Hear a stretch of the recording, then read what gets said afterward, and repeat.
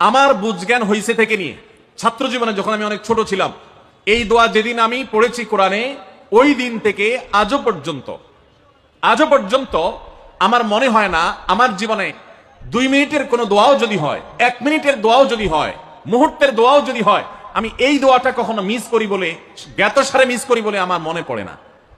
ছাত্র জীবন থেকে শুরু করেছি, আজও পড়ে যাচ্ছি।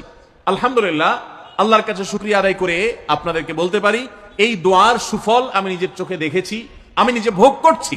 এজন্য আপনাদেরকে আমি বলতে চাই, বিবাহিত হন কিংবা অবিবাহিত হন, আপনার দাম্পত্য জীবনের সুখের জন্য সর্বপ্রথম এবং প্রধান করণীয় হলো এই দোয়া।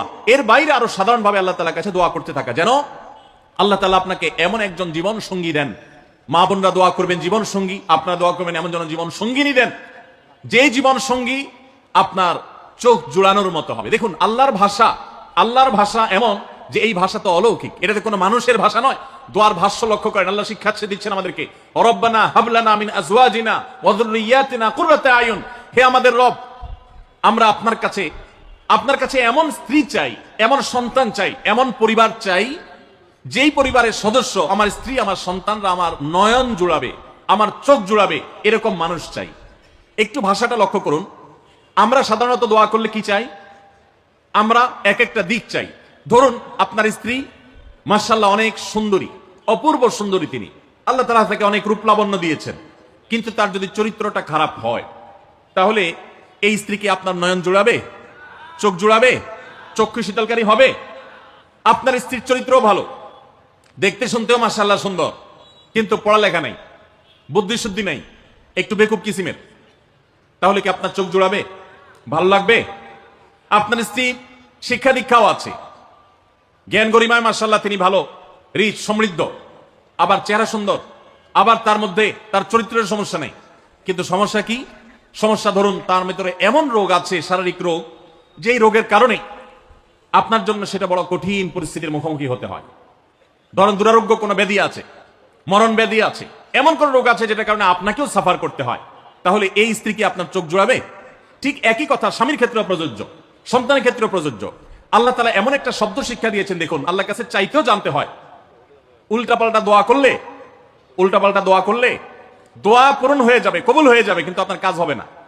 অনেক যুবক আছে আল্লাহর কাছে দোয়া করে, আল্লাহ বেশি না, 1,05,000 টাকা চাই। কত? 1,05,000। অনেক যুবক লিখে দেয় আমাদেরকে, হুজুর দোয়া করবেন বেশি না, আমি আল্লাহর কাছে 1,05,000 টাকা চাই। আল্লাহরে টার্গেট দিয়ে দিছি, কত লাগবে? 5 লাখ। কেন?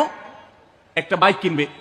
যুবক মানুষ, রাস্তাঘাটে বাইক ছাড়া চললে ভালো লাগে না, আর একটা ভালো সেট কিনবে, না হলে ফেসবুক স্ট্যাটাস ভালো করে দেওয়া যায় না, ছবি তুলে দেওয়া যায় না, সাইবুল্লাহ ভাই ছবি তুলে দিতে বলছেন না, মাহফিলের ছবি তোলা যায় না। আর কিছু টাকা দিয়ে ছোটখাটো একটা দোকান কিছু একটা করবে, বিয়ে শাদীর ব্যবস্থা করবে, বাস, বেশি কিছু চাই না। তো আল্লাহ তাআলা 5 লাখ টাকা ধরেন আপনাকে দিয়ে দিল, সাথে একটা রোগও দিয়ে দিল, ওই রোগে খরচ হবে 6 লাখ। তাহলে আপনার এই 5 লাখের কোনো মানে আছে?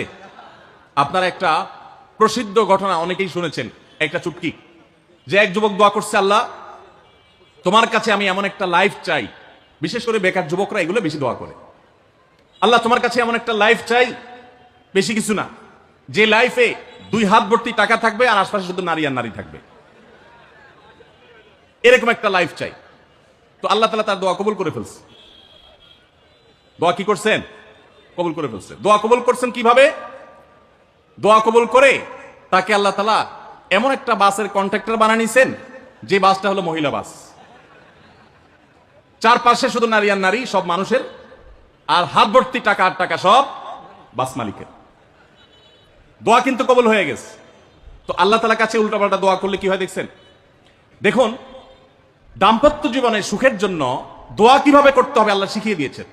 রব্বানা হাবলানা মিন আজওয়াজিনা ওয়া যুররিয়াতিনা কুররাতা আয়ুন। আল্লাহ আমার পরিবারের সদস্যরা যেন এমন হয় যে তাদেরকে দেখলে আমার নয়ন জুড়িয়ে যাবে। অর্থাৎ নয়ন জোড়াতে হলে সব দিক থেকে পারফেক্ট হতে হবে, সব দিক থেকে ভালো হতে হবে, তখনই তো দিল জুড়াবে। ওয়াজআলনা লিল মুত্তাকিনা ইমামা। আর আমাদের সবাইকে, পুরোটা পরিবারকে আপনি মুত্তাকিদের ইমাম বানায় দেন, সৎ মানুষ বানায় দেন। কারণ সৎ যদি না হয়, আল্লাহভীরু যদি না হয়, তাহলে কখনো তাদের মাধ্যমে আপনি সুখ শান্তি পেতে পারেন না। তাহলে প্রথম করণীয় দাম্পত্য জীবনের সুখের জন্য, সুখী দাম্পত্যের জন্য আল্লাহর কাছে দোয়া করতে থাকা। সূরা ফুরকানের 74 নম্বর আয়াত, এর পাশাপাশি আরো যত আয়াত আছে, অথবা সাধারণভাবে আপনি আল্লাহর কাছে, আল্লাহ আমি ভালো সঙ্গী যেন পাই সেজন্য দোয়া করতে থাকবো। আল্লাহ আমাদেরকে তৌফিক দান করুন। নাম্বার 2, জীবনসঙ্গী নির্বাচনের ক্ষেত্রে দিনদারিতাটাকে অগ্রাধিকার দেওয়া। কোনটাকে অগ্রাধিকার দেওয়া? ধার্মিকতাকে অগ্রাধিকার দেওয়া। নবী করিম সাল্লাল্লাহু আলাইহি ওয়াসাল্লামের প্রসিদ্ধ একটা হাদিস আপনারা অনেকে শুনেছেন, তিনি বলেছেন তুনকাহুল মারআতু লিআরবা। 4টি জিনিস দেখে সাধারণত মেয়েদেরকে বিয়ে করা হয় বা মেয়েরা ছেলেদেরকে বিয়ে করে। 4টি জিনিস, সে 4টি জিনিসের একটি হলো লিমালিহা, সাধারণত পয়সা করে দেখে বিয়ে করা হয়। অনেক ছেলে ফেলে আছে দেখবেন, ছেলে ফেলে কি মুরব্বীরাও আছেন অনেকে, যে ছেলে বিয়ে করার জন্য পয়সাওয়ালা বাপের মেয়ে খুঁজে, আছে না নেই? পয়সাওয়ালা বাপের মেয়ে খুঁজে।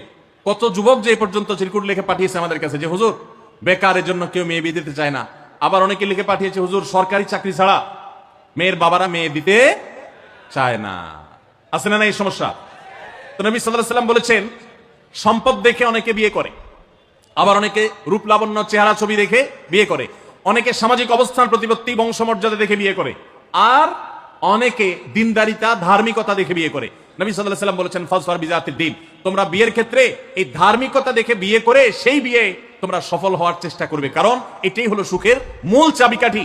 আপনার স্ত্রী, আপনার স্বামী, আপনার জীবন সঙ্গী সঙ্গিনী যদি নেককার হন, আল্লাহবীর হন, তার যদি কোনো একটা জায়গায় সারেন্ডার করার জায়গা থাকে, তো আপনি নিশ্চিত থাকতে পারেন তাকে নিয়ে আপনি সুখে থাকবেন। আর যদি সে আল্লাহর কাছে নিজেকে সারেন্ডার না করে, আল্লাহর কাছে নিজেকে আত্মসমর্পণ না করে, মুত্তাকি না হয়, আল্লাহভীরু না হয়, তাহলে তাকে দিয়ে আপনি কখনো প্রকৃত সুখ সন্ধান করতে পারবেন না। এজন্য ভাইরা, দাম্পত্য জীবনের সুখের জন্য দ্বিতীয় গুরুত্বপূর্ণ বিষয় হলো জীবন সঙ্গী সঙ্গে নির্বাচন করার ক্ষেত্রে অন্য যাই থাকুক আর না থাকুক ধার্মিকতা আছে কিনা এটা দেখতে হবে। এটা যদি দেখেন তাহলে সেক্ষেত্রে ইনশাআল্লাহ আপনি সুখী হবেন। ধার্মিকতার আবার সংজ্ঞা কি? এখানে মুশকিল হলো আজকাল মেয়েদের বোরকা পরলেই মনে করা হয় ধার্মিক, ছেলেরা নামাজ পড়তেছে মনে করা হয় ধার্মিক।